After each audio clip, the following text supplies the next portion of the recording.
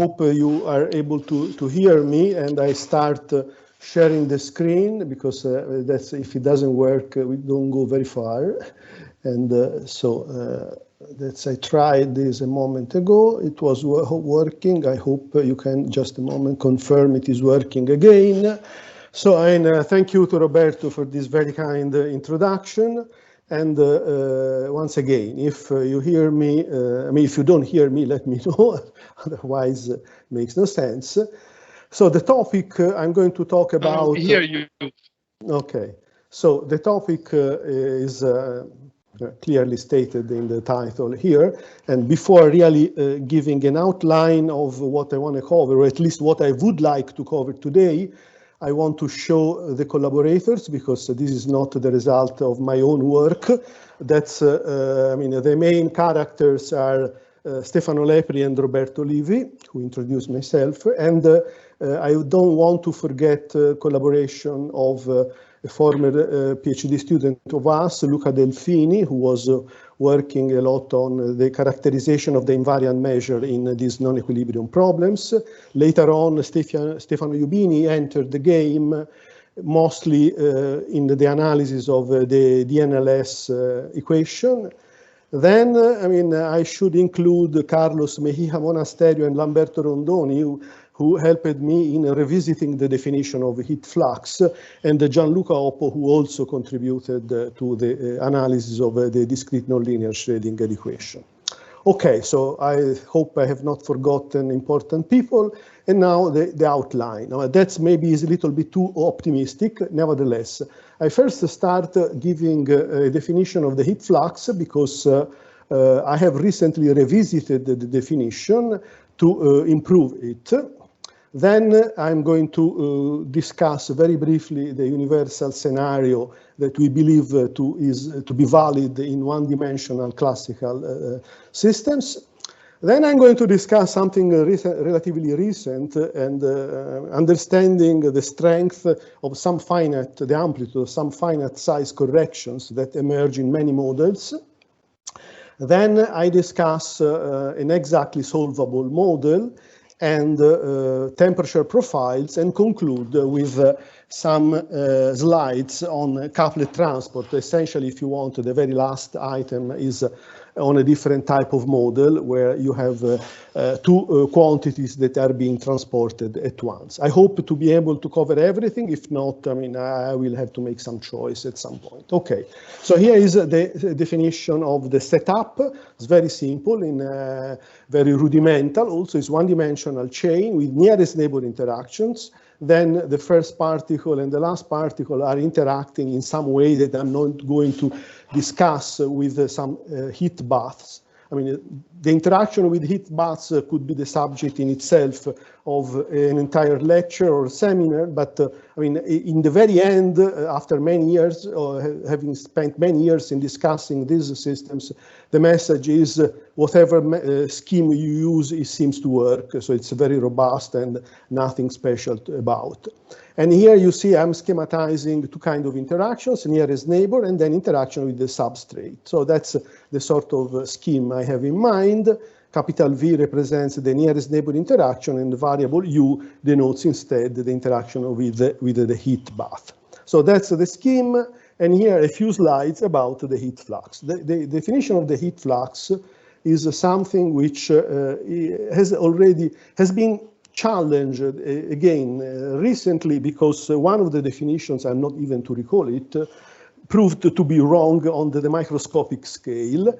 So I first give a definition which is very safe and you can use in all cases, and it is what I call it Lagrangian definition. It's based on the idea that in your one-dimensional system, the variable, which is a sort of labeling the position of the particle, is the label itself. So, and then you attach the position, the value of the flux to the label to the particle itself. So you can imagine that the particle is moving, and it doesn't matter which way it is moving. I measure everywhere the flux in this point. And this definition requires first to introduce the concept of microscopic energy, which is straightforward. That's at least is not a problem. I mean, you say that it is composed of the kinetic energy plus a symmetrized version of the potential energy, half of the interaction with the right particle and half with the left particle. So that's the energy, and if you just refer to the labels and then you move along this lattice, it is quite straightforward. It's very well known since many years. You can very easily write down the continuity equations, and the flux, the definition of the local flux in the position n is given simply by this expression, where capital F is the force, which, if you want, is the derivative of V only, of V, yes. And I mean, you also can write this equation, I repeat, the continuity equation, how the energy is changing over time is the difference between the outgoing and ingoing flux. And I insist that you can use this and you always are on the safe side. Problems arise if you want to define the flux into a physical position, which I'm now denoting with theta. I mean, the correct approach consists in what I'm describing here in this slide. And if you want to fix the position and define a value of the flux, which is valid at all times, you have to decompose it into contribution. One which I call it conductive, and it has exactly the same shape as the Lagrangian contribution, except that now there is a difference, that if you fix the position, then the label of the corresponding particle may vary. Actually, it varies in time, because the particles, they move, they fluctuate maybe to the left, or they fluctuate to the right. So when I'm writing this expression, you have to imagine that the index, the label k, changes over time. So that's, I mean, the difference with respect to the previous case. And then there is what I call convective component, and is due to the fact that particles may actually cross the line, and may cross from right to left or from left to right. And if you want to define the flux over some fixed amount of time delta, you have to count how many particles have crossed, and each of them, the amount of energy that each of them was carrying. So altogether, we have two contributions, and we have carefully tested that in equilibrium, say stationary, not in equilibrium, in stationary states, stationary non-equilibrium states, the Eulerian flux defined this way, and the sum of these two contributions is exactly equal to the flux defined in the previous slide as Lagrangian flux. So now, having split this definition in two components, it is convenient to compare, I mean, to measure these two quantities, because at least as far as I am aware, this is relatively new, and it is, at least for me, useful to understand the difference between the conductive and the convective component. And in order to clarify this point, we have investigated a nonlinear chain, which we call it soft point chain, because the potential is harmonic. It is just there to bind the particle together. And then there is an additional component, Q to the -2, which is a repulsive potential controlling the collisions. So given this potential, which is not peculiar, I mean, it's just you could use another potential, everything, so long as the particles don't cross each other. I mean, everything, it's always the same story. Now, and here I'm reporting vertically the fraction of convective component with respect to the total contribution of the flux. So this is a number which can at most be equal to 1. And I'm plotting this as a function of the temperature.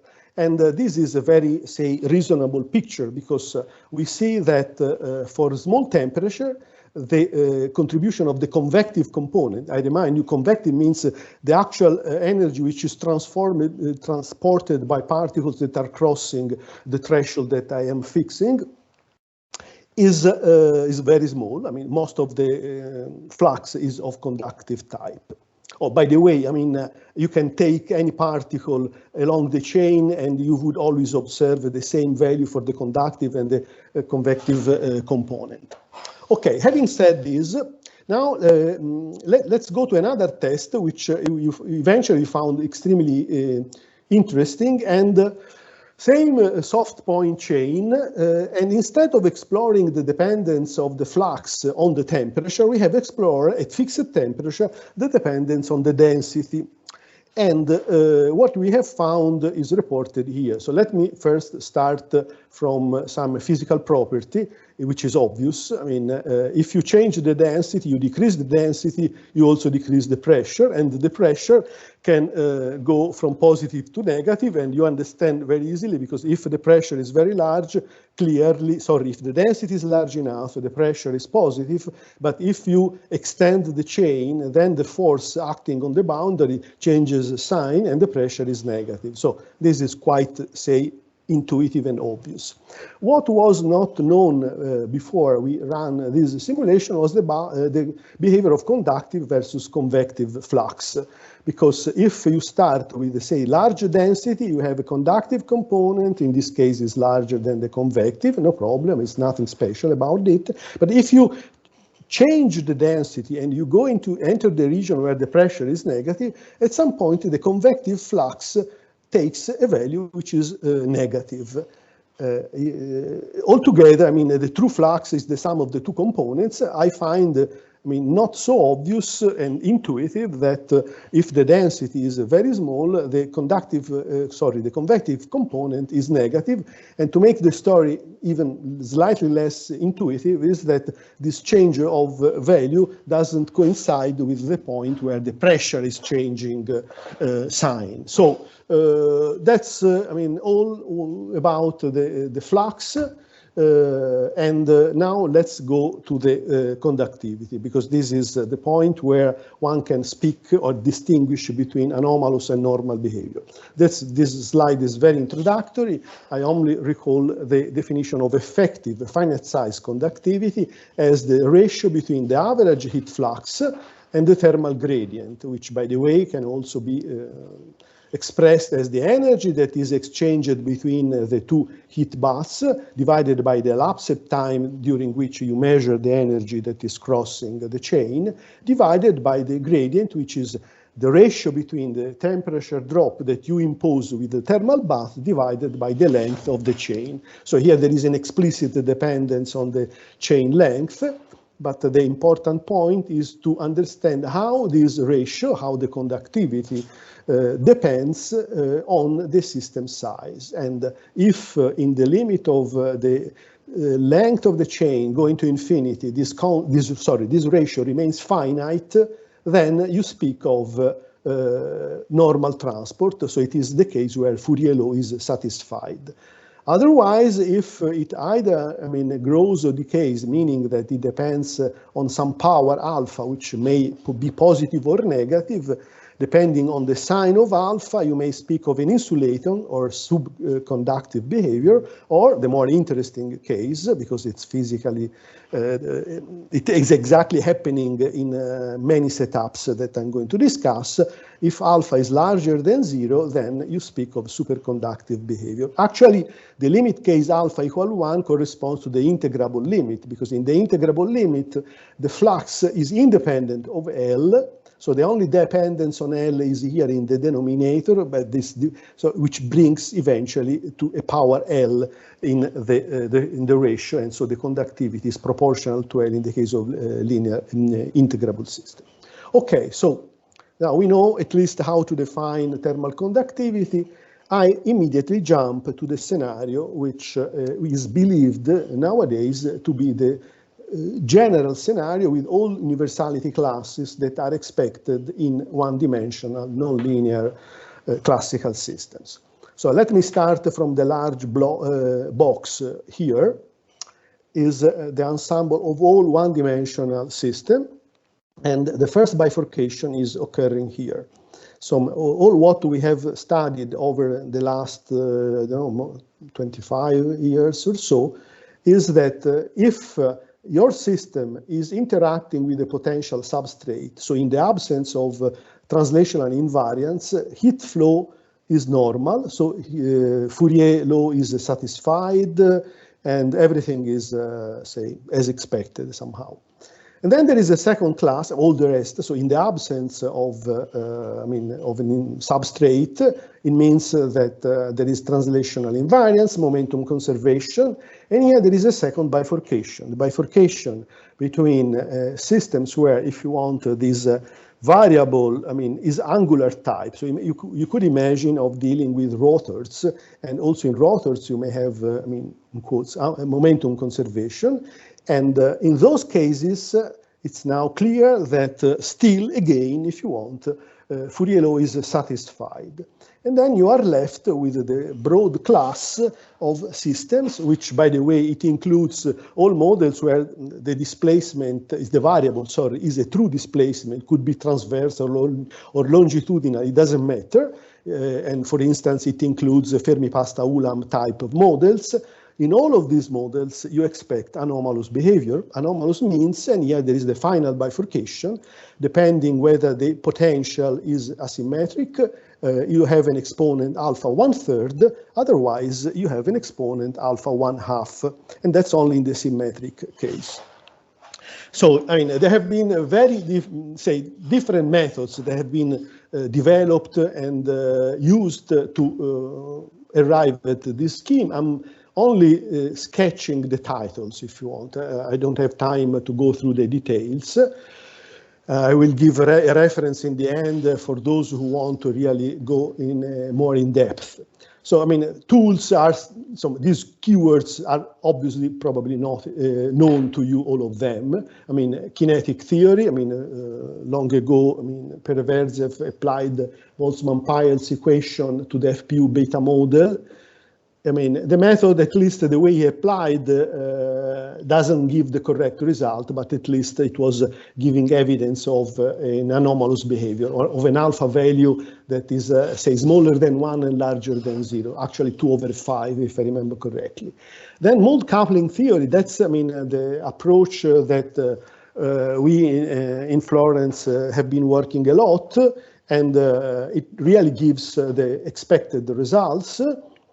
But the most accurate approach is the one that has been developed very much by, say, Van Buren, but mostly by Herbert Spohn in the last 10 years.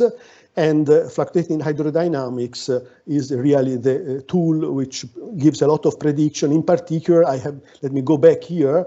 It adds the fact that this exponent 1/2 should be accompanied by logarithmic correction, and somehow it explains the fact that there are no simulations which reproduce exactly 1/2, probably as we understand now because of logarithmic corrections. And then the last approach is based on exact solution. I don't think that I have to explain to this audience the relevance of exact models.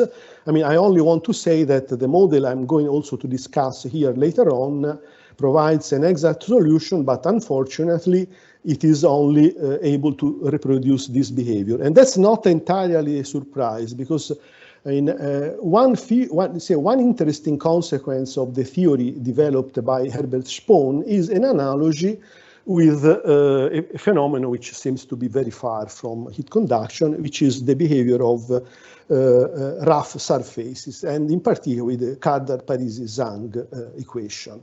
I only want to recall, the technical term of the analogy, in the sense that a generic nonlinear dynamical system is a case where there is an asymmetric potential, and there is a mapping between the behavior of propagation of perturbation in this type of models and the behavior of rough surface as described by the Kardar-Parisi-Zhang equation.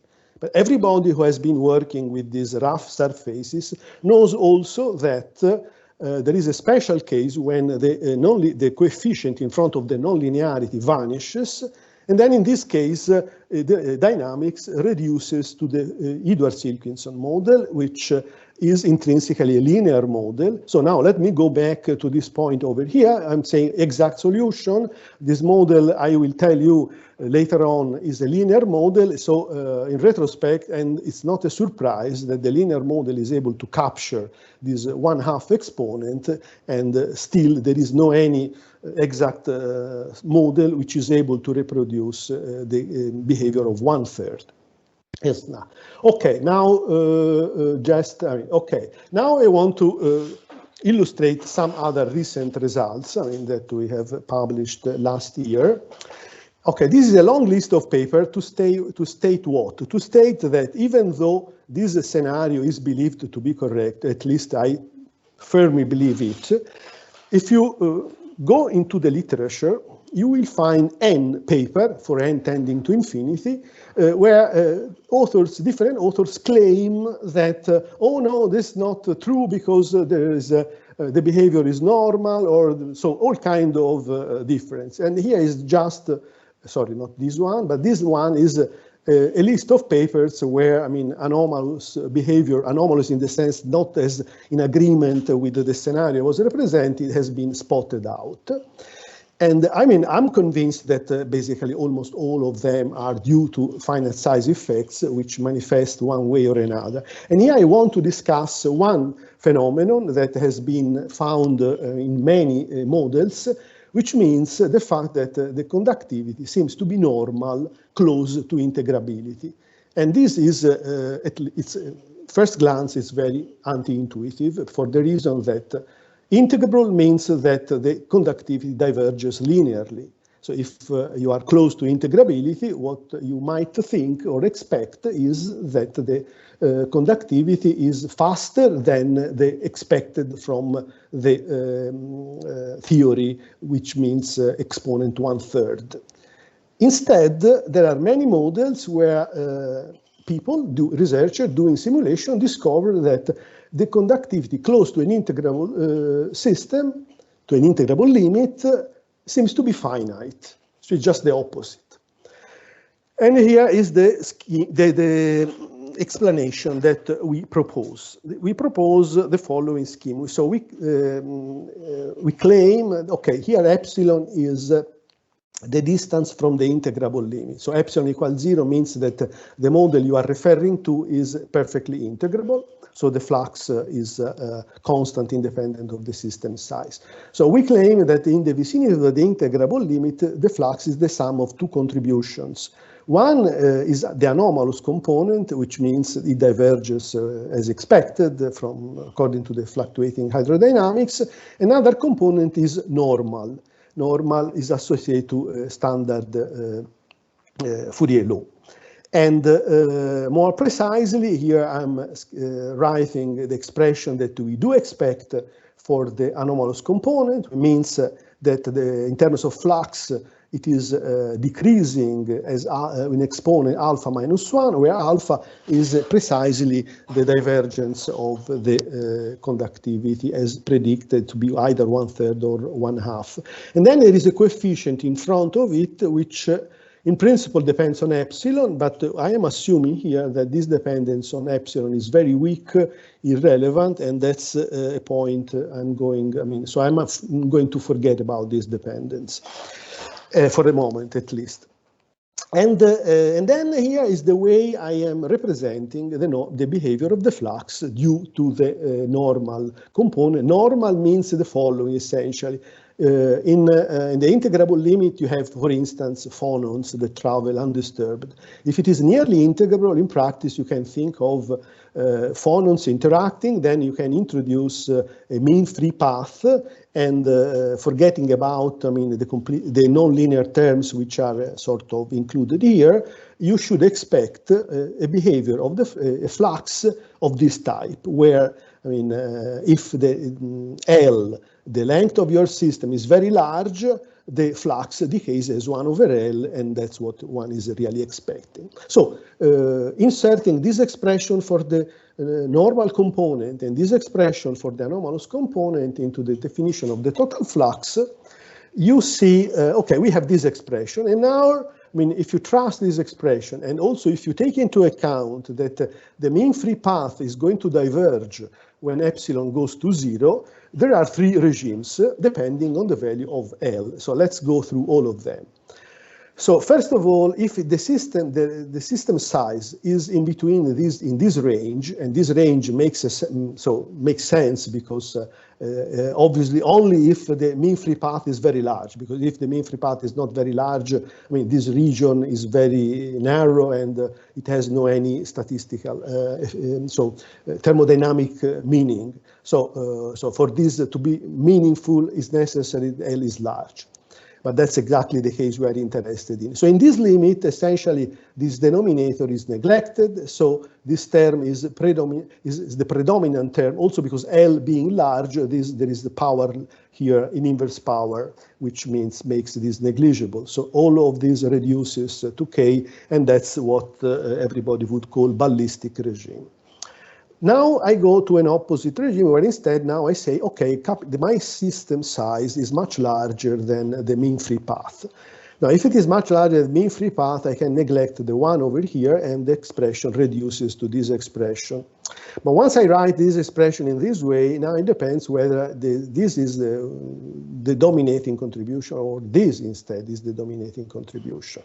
And remember that I am in a regime where little l is very large. So this contribution here, I mean, it is small because of this term, but it can be very large because of this term. So you can see yourself that there exists a range of system sizes between L, mean free path, and mean free path to the power 1 over alpha, where this term is dominating. And actually, this range makes sense. So it can exist for the simple reason that alpha is smaller than is 1/3. So this number is a power larger than 1. So this range does exist. And in this range, and this range can be even actually very large, the flux is dominated by this term, not yet by this. And this term is nothing but diffusive regime. So this picture that I'm presenting is one which, if valid, if validated by numerical simulation, is telling us, look, there is a range where the behavior seems to be diffusive, normal diffusion, as indeed observed by many colleagues before us. Okay, the last regime is the one which is truly thermodynamic, truly hydrodynamic regime, and everything should be fine. So now let's see whether this is right or not. We have decided to study one of the paradigmatic models studied to validate the existence of anomalous behavior, as the so-called diatomic hardpoint gas. So it's a gas of point-like particles. There is no any potential energy. There are elastic collisions. And this is, if the mass are of the same value, it's perfectly integrable. Nothing happens interestingly when you have a collision. The particles exchange velocities and change their direction. So that's indeed very easily verified. But if the masses are slightly different, an amount which I'm calling epsilon, you have a non-integrable behavior, and you can verify, that's an independent stuff, I don't want to enter this game, that the mean free path is of the order epsilon to the minus 2. And what I'm reporting here is the result of the simulation of the flux, the total flux that we have observed, but plotting it not versus the actual distance L, but as a function of the rescale distance, because I just want to trust my statement here, and I assume that this contribution is negligible if epsilon is very small. So if all of this is correct, then if I plot versus L over over rescaled L, then it doesn't matter if I'm running simulation for epsilon equal, I don't know, 0.05 or 0.14, should be the same. And that's more, this is, say, approximately exact, because you see there is a very nice data collapse. And upon decreasing epsilon, so moving up over here, the curves move down, and they tend to converge towards some final curve, which is the one which is really representing this behavior. I mean, the reason why the convergence is from above is precisely due to the fact that the true flux is the sum of two contributions. There is the anomalous component, which is sort of negligible here, but if you remove this, or if you choose an epsilon value such this is negligible because you are allowed to go to very large system sizes, you end up hopefully converging to this shape. That's really the case. That's true because what I'm reporting here is a fit of the numerical values, the full dots, with the shape of the curve exactly of the type I was assuming. So there is, I mean, coefficients that, I mean, are only determined numerically. There is no theory behind, but the fit is extremely convincing. And now, this means that this assumption of the presence of two components is correct, and the assumption about the normal flux having this shape is also validated. What is left now out is whether this behavior, which is negligible, this contribution is negligible over the scales that are numerically accessible, is really of this type. And that's done in the next slide here, where I'm reporting I'm reporting the difference between the flux, which I measure with my numerical simulation, after subtracting the normal component, which has been determined after I have been able to fit this curve over here. I subtract this from this. What is left out, if all of our argument is entirely correct, should scale as predicted by the fluctuating hydrodynamics. It should scale this way. And that's exactly what we observe, because you see that this data here, I mean, now, they exhibit a very clean scaling behavior, and the exponent is even beyond our expectation, because it's, I mean, it's minus 2/3, and which is exactly 1 minus 1/3 as expected. Sorry, 1/3 minus 1 as expected. So this, what is the message? The message coming out of these studies is, okay, there are models where finite size corrections are important, absolutely non-negligible, but if you are, say, clever enough, you can remove them, and still the general scenario I was describing is valid. That's not the only type of finite size corrections that have been encountered. There are other examples, and probably they need other explanations.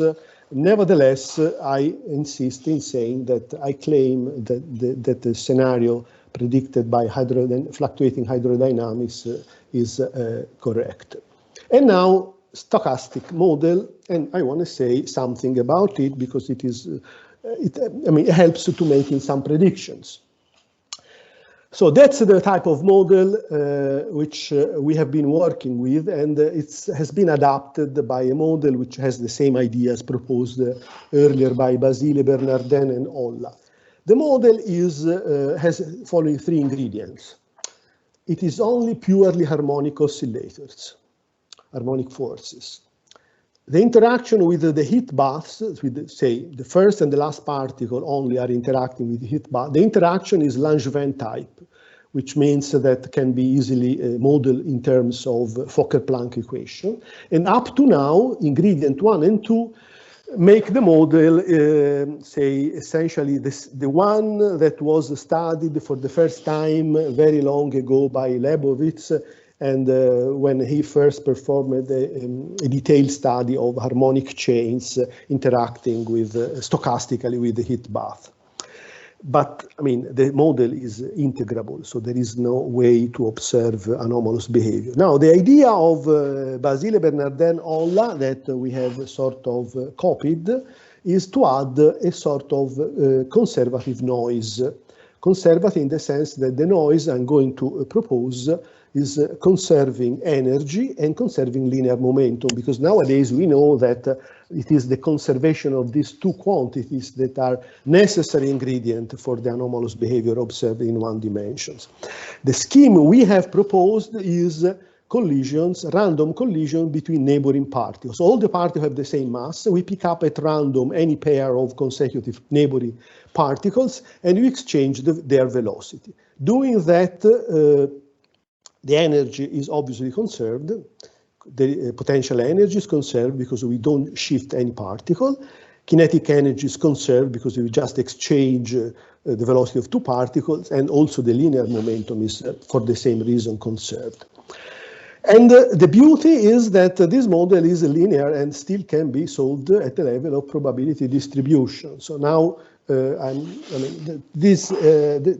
analytical calculations are very, say, technical and boring in some sense. But I hope to be able at least to give an idea of what is necessary to do and the path that one has to follow. So the equation that we have in mind to solve is the probability distribution, which is this operator composed of two, say, operators. One is the operator which includes the force, the deterministic forces here, which means the harmonic rules for the harmonic oscillator, and also the deterministic part of the dissipation acting only on the boundaries. Then there is here this operator here, which is the second derivative to include the diffusion due to the interaction with the heat bus. And there is the novel element, which is coming from the collision. So randomly, we pick up two consecutive particles and we exchange the velocity. You see pi plus 1 pi, and then pi plus 1. So, and this happens with some probability gamma, rate gamma, that is a way to control the strength of this noise. So this equation is linear, and that's the reason why it can be solved. But rather than directly solving the equation, we look at the correlators, and there are three types of correlators. One is correlations of displacement here. Another one, the correlations of the velocities, and then the mixed correlator. That's all the ingredients. And the equations for this correlator are closed onto themselves. That's the reason why, I mean, you can proceed and obtain closed equations. But in order to arrive at a solution which makes sense for us in the thermodynamic limit, you have to go through a series of steps. The first one is a change of variable, to use other variable more meaningful. In particular, we replace the variable y, which is the correlation of the displacement, with this variable here, which is the correlation of velocities minus this term. And the reason is that because of the virial theorem, we know the kinetic and potential energy at equilibrium, they are equal to one another.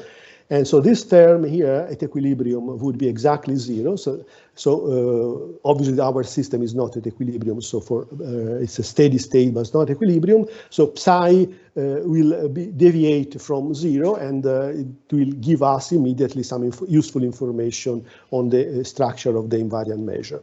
The last change of variables that I'm making, the second, is symmetrizing z, because while v and y are symmetric with respect of exchange with of y with j, the same is not true for z.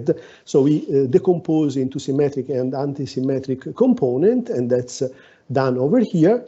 And the last step is taking the continuum limit, or if it's equivalent to the thermodynamic limit. So we want to consider n very large, and we introduce two continuous variables. One is essentially, apart from being written in a seemingly complicated way, is the position of, say, correspond to moving along the chain. So this is the barycenter center of mass between I and j. And I minus j, which is translated into x, is, if you want, transversal. You are moving transversally in this matrix.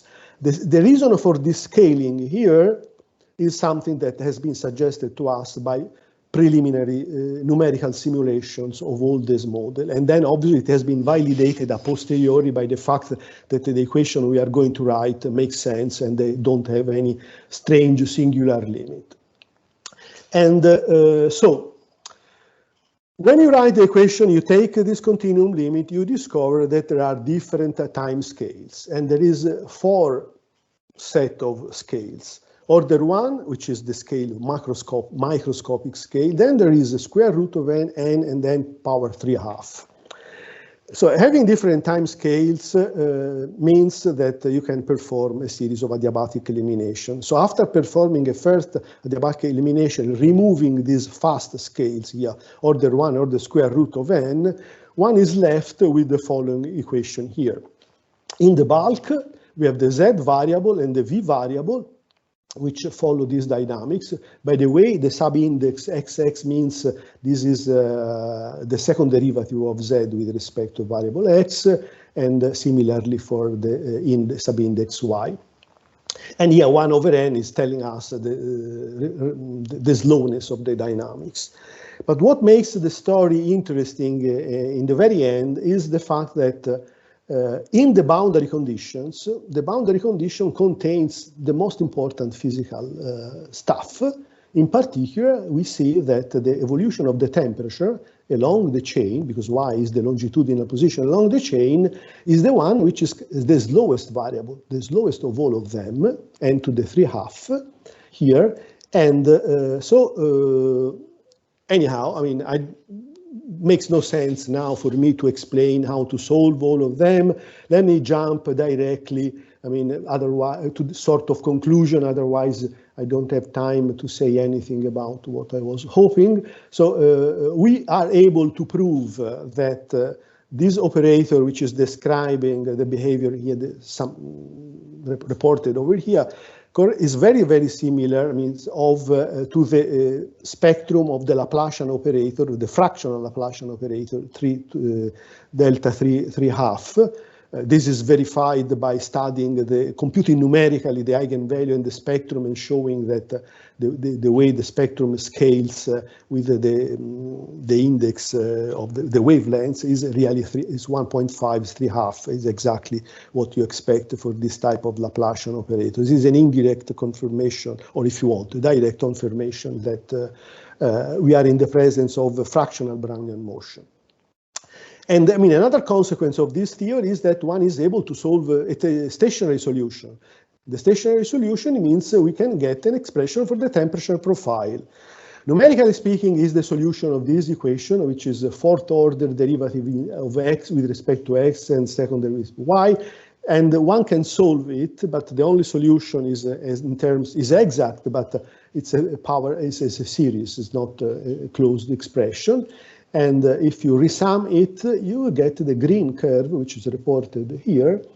And this green curve is reproducing really well the kind of profiles, not exactly, I have to be honest, but very well. In particular, we see that there is a singularity in the profile of the temperature in the beginning and in the end. And this is, I remind, is just in the thermodynamic limit. So it is something that you observe for system of infinitely long or arbitrarily long, and the range of temperature here is rescaled, and it goes from 0 to 2, but you could study a system where the temperature difference is, I don't know, 0.1, and it's only more difficult to run simulations that are sufficiently accurate numerically.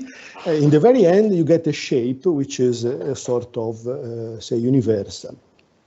Now, how much universal, that's not really solved yet a solved question. I only can anticipate that this type of profile with the square root, I forgot to say that these are of square root type singularity, occurs only for fixed boundary condition, which, by the way, is the only setup where we have been able to perform this, to solve the equations here, because if you want to work with a free boundary condition, which are perfectly legal, physically speaking, the math is even more complicated. See, we didn't want to go through. So this is still an open problem if someone is interested in. So, okay, so time is going fast. Let me at least spend a few minutes on another approach we have followed to reproduce this profile, and it's in terms of Levy walks, Levy processes. Also, Levy flights is not different. I mean, but nevertheless, I mean, okay. So this is the setup we have been considering. And so let's assume you have walkers, I mean, that move on a discrete lattice. And an important point which makes the difference with a lot of theory which has been developed and is very well known about the Levy process, that we are working in a finite environment.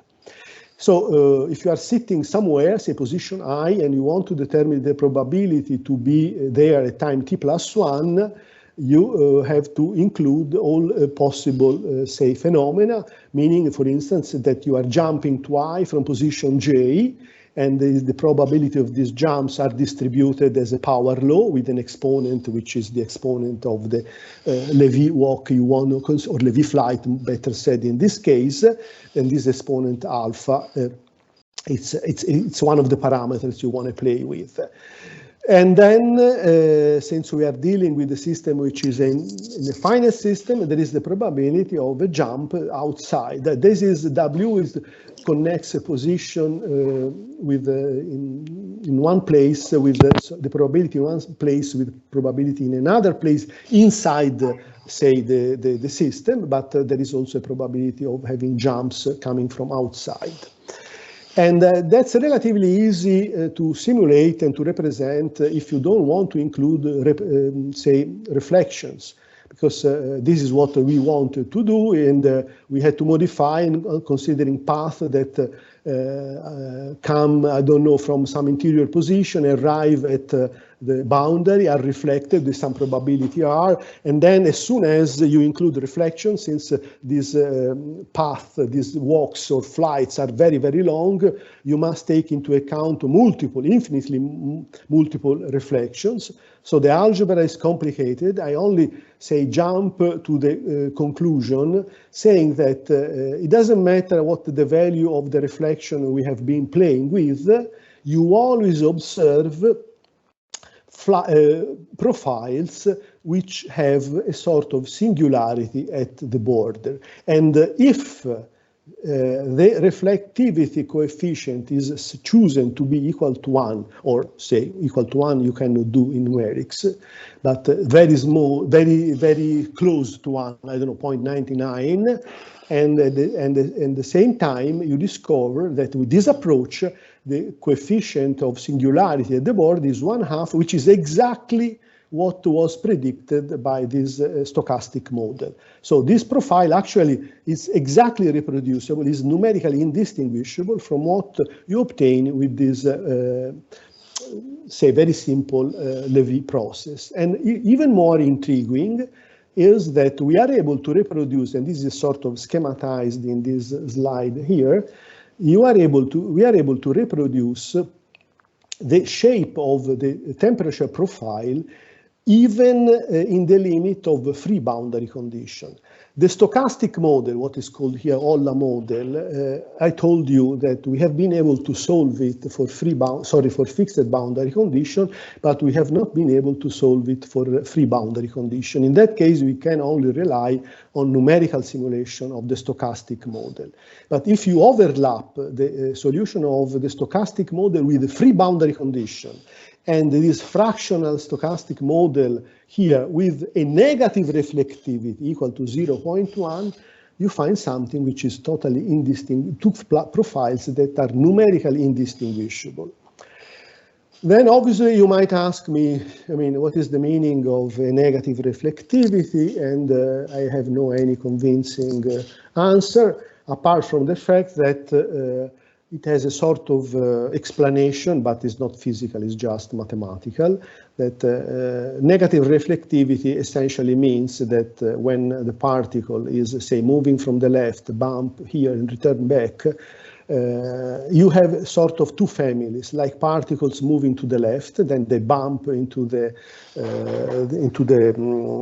boundary, and then they change family. So it's equivalent. Speaking of negative reflectivity is like speaking of two families of particles, and they exchange the role. You jump from one family to the other each time you collide with the border. But I mean, I have never found an explanation for the, I mean, justification for this. It's nevertheless very intriguing to me, the fact that with this very simple model, we are able to reproduce the shape of the profile generated by the much more physical stochastic model with, I mean, for this unphysical value of the reflectivity constant. And okay, this we can skip it. And now there are, I mean, in principle, I prepared another set of slides to speak on essentially and honestly a different set of, a different setup. The time I see is essentially over, and maybe it's better if I stop here and I allow you raising questions rather than, I mean, going through in a very, very quick way and probably with the risk of not being, say, clear enough. So, I mean, I prefer to stop here. Thank you.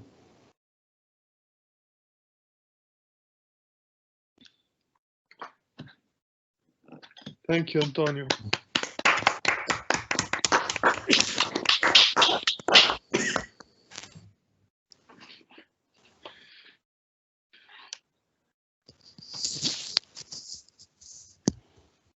Okay, thank you. So now we have time for questions, if there are any.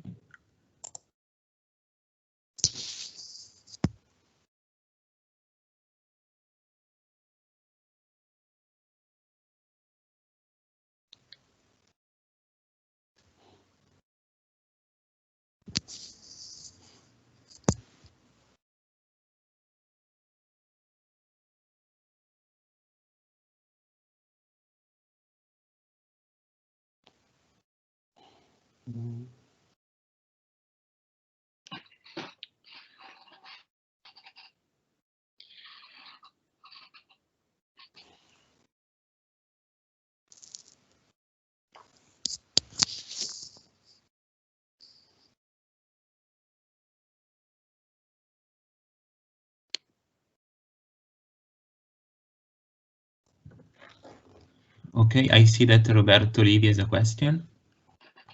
Well, could you please, since it seems that everybody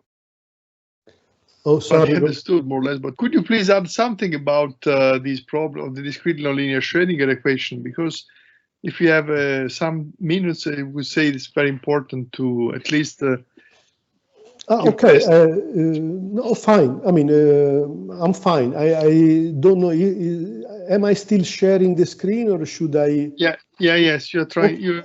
Okay, so if I'm still sharing the screen, I can at least try to go through quickly to mention at least one kind of anomalous behavior that has been found in the discrete nonlinears. Okay. What is the difference between the discrete nonlinear Schroedinger equation and the previous set of models? The difference is that in this case, there are two important observables that are being transported. One is energy, exactly as before. The second one is, if you want to call mass or norm, is reported over here. Okay, in the previous models, one could think of the momentum is also, linear momentum is a second conservation law, but I mean, it cannot be essentially transported. You always choose a frame that is moving with the average value, and there is no any transport which plays. I mean, there is an exception, but that's really the important difference. So the important difference is there are two quantities that are being transported. And for this reason, you expect so novel phenomena. Another property which is peculiar is the type of phase diagram. Here I'm reporting the phase diagram illustrating the peculiarity before talking about the special anomaly I have in mind. And so here, just because there is the energy density reported here vertically and the mass density, both of them playing a role, so that's, I mean, the entire phase space, and it is partitioned in three regions. You should look at the thick blue lines. Below the lower line, I mean, this is physically inaccessible in the sense that there is no way to generate state of the systems which lie below this blue line. So in fact, the lower blue line corresponds to the ground state, it corresponds to the state of temperature 0. And then there is another line, another parabola. The upper blue line is the line which is separating the region below, which is associated to, say, positive temperatures, the normal behavior, if you want. And the region above is, technically speaking, is negative temperature, or, I mean, physically speaking, this is a regime where what you expect is the spontaneous formation of a single breather. So much of the density of the mass is concentrated, and energy as well, is concentrated in a single point, and all the rest of the chain is behaving as if it was at the temperature infinity. So, and then, so the physically, say, accessible in principle region is this sort of, pseudo-triangular region in between the two blue lines. Then here you see other lines, because since you have energy and mass as parameters to play with, in terms of thermodynamic variables, you can rephrase this speaking of temperature and chemical potential. So mu is the chemical potential. So I have added also a few lines. For instance, this other blue line correspond to temperature equal 1 is the ISO line. So see here you clearly see which way you move from temperature 0 to temperature infinity. You have lines always starting from here at 0. This is a singular point. And then on top of it, we have lines of constant chemical potential, mu, and these are 3 lines corresponding 0, 1, and 2. So the fact that you have two parameters, two thermodynamic parameters observable to play with, it means that if you want to perform a simulation of stationary type, non-equilibrium station, you must select 2 points in this region and then see how the system by itself is joining these 2 points. So this dashed black line corresponds to an experiment, numerical ideal experiment, where one edge of your chain is set at temperature T equal 1, because it belongs to this line, mu equal 2. The opposite limit is still at temperature T equal 1, but a different chemical potential. And this path here is the path which is self-selected by the system in order to join this point to this point. So you see there is an additional, say, degree of freedom when you are dealing with multiple transport of multiple quantities, that you need to understand what kind of path is being followed in this two-dimensional plane. Actually, in this case, for instance, there is an interesting phenomenon, which means essentially you see that if you go from this line to this line, temperature increases. So the fact that this dashed line black is above the line T equal 1, it means that in this type of experiment, the system decides, the temperature along the path, along the chain essentially, start from 1, because that's fixed by the boundary condition, by the heat reservoir. It increases up to a maximum, and then it goes down to 1. So we have a non-monotonous profile, which is spontaneously emerging, and that's a consequence of the coupling with the transport processes.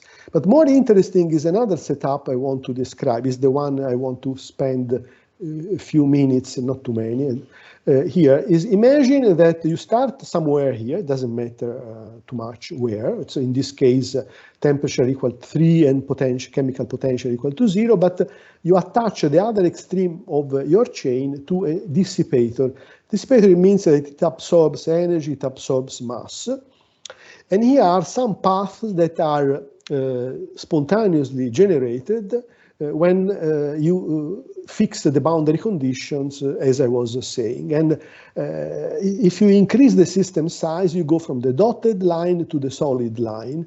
So the interesting part of the game is that you see that spontaneously the system is entering the region of negative temperature. And even more interesting is that in our simulation, we have never seen that this is going to be accompanied by breathers, by the appearance of localized energy as is expected by, the theoretical arguments. And that somehow sort of, okay, I don't want to go through all of them. That's a way to represent the phenomenology. So this is beta, the inverse of the temperature. You fix it. These are simulations performed with different system sizes. And then you see that upon increasing the system size, the region where the system enters the negative temperature interval increases. So that's not a finite size effect. It's not something, okay, in the thermodynamic limit, probably I think the problem is going to die. No, the problem is going to become increasingly relevant. And in fact, if you choose, okay, I mean, an additional point, just to make establish a connection with what I was discussing so far. I mean, in the discrete nonlinear Schroedinger equation, insofar as you perform experiment of this story, I mean, let's go back, of this type here. So point is the initial point here, the final point is there, the entire path is contained in the positive temperature region. Transport is normal, Fourier law is valid, no any evidence of anomalous behavior. But that's no longer true when the experiment, the numerical experiment, is of this type, because in this type, the flux, these are 4 different set of simulations where we are changing the temperature of one edge. The other edge is pure dissipation, so we don't change it. You see that, I mean, the dotted curve corresponds slope -1, which means normal heat conduction. In all cases, the slope is smaller. I mean, and here it's even clear that the slope is decreasing, not increasing when you increase the system size. So that's a different mechanism giving rise to anomalous behavior. And the behavior is so anomalous that if you increase the temperature of the left boundary, at some point you enter a regime where the flux is not steady, but it fluctuates a lot. That's, I mean, just look at this picture here, time is flowing is upward. So horizontal is the amplitude of the mass flux. And you see that it's a very intermittent phenomenon. So it's not really steady at all. And the reason is, as somehow understandable from the picture here, is that in your system, you have a density which is essentially constant up to some point where a wall self-generates. And this, behind the wall, the density of the variable itself is nearly 0. And this wall has a finite lifetime.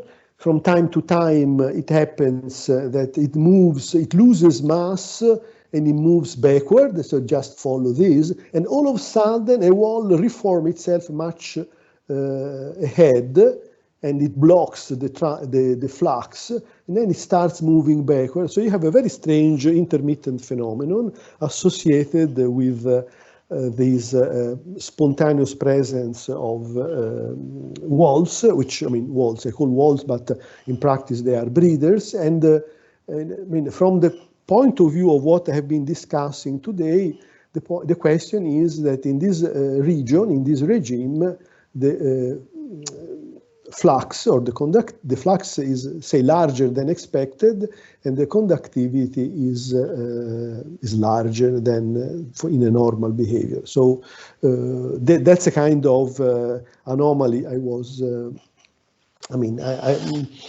I wanted to mention in the context of 2 transport phenomena for the discrete nonlinear Schroedinger equation.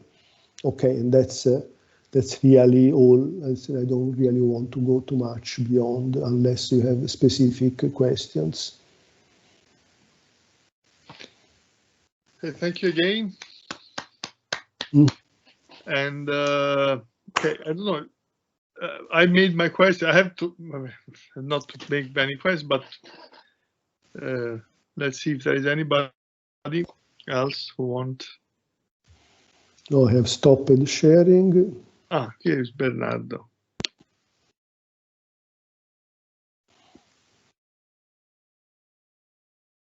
Ecco il.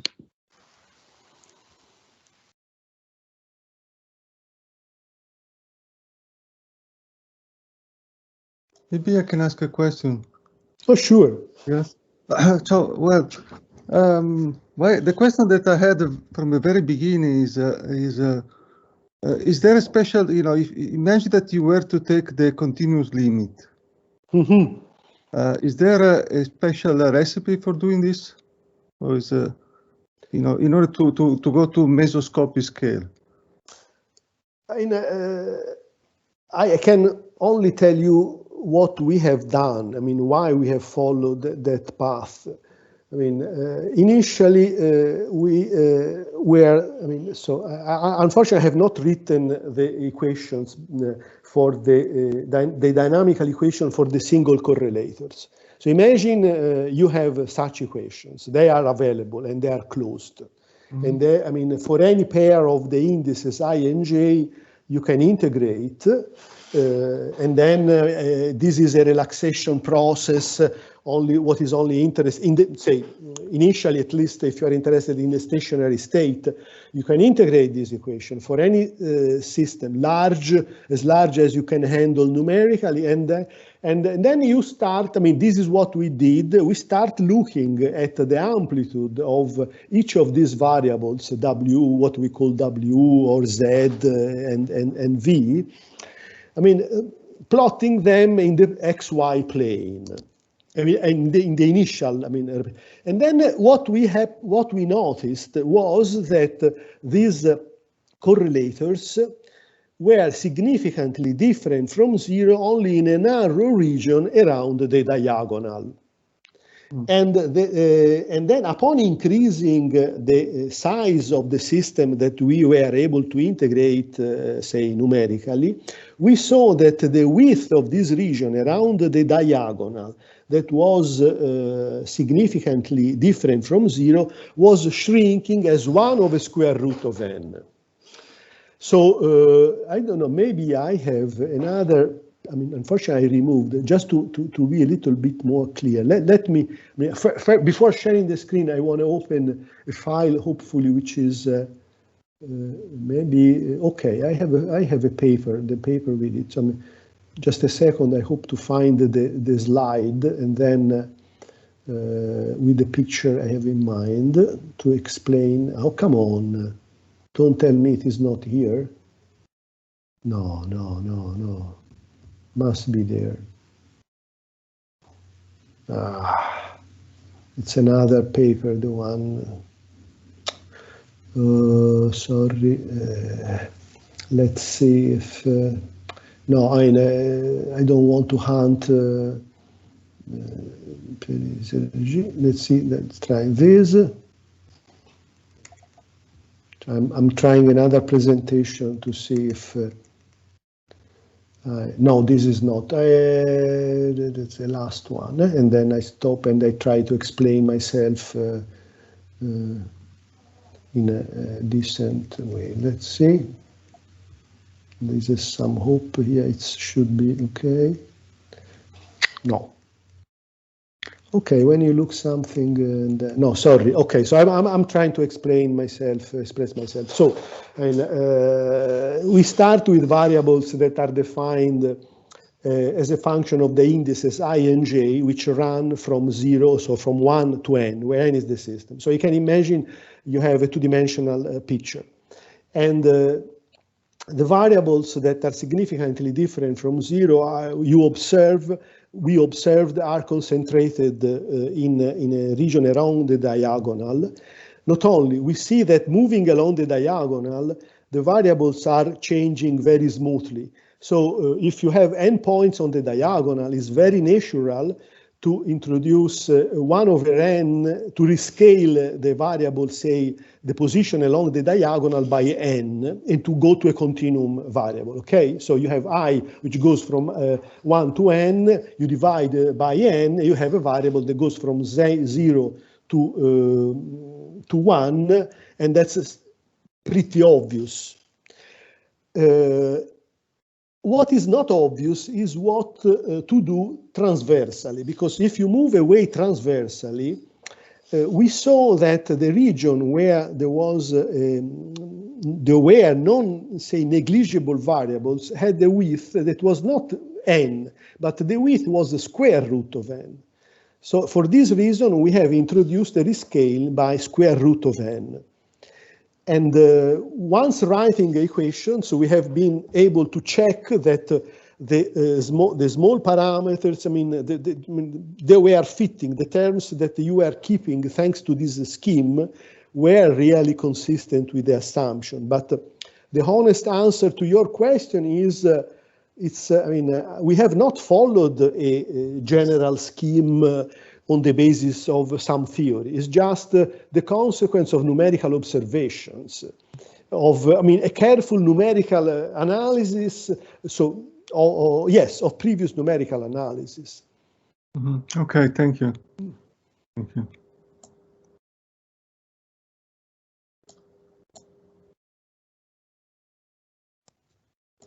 Okay, any other question?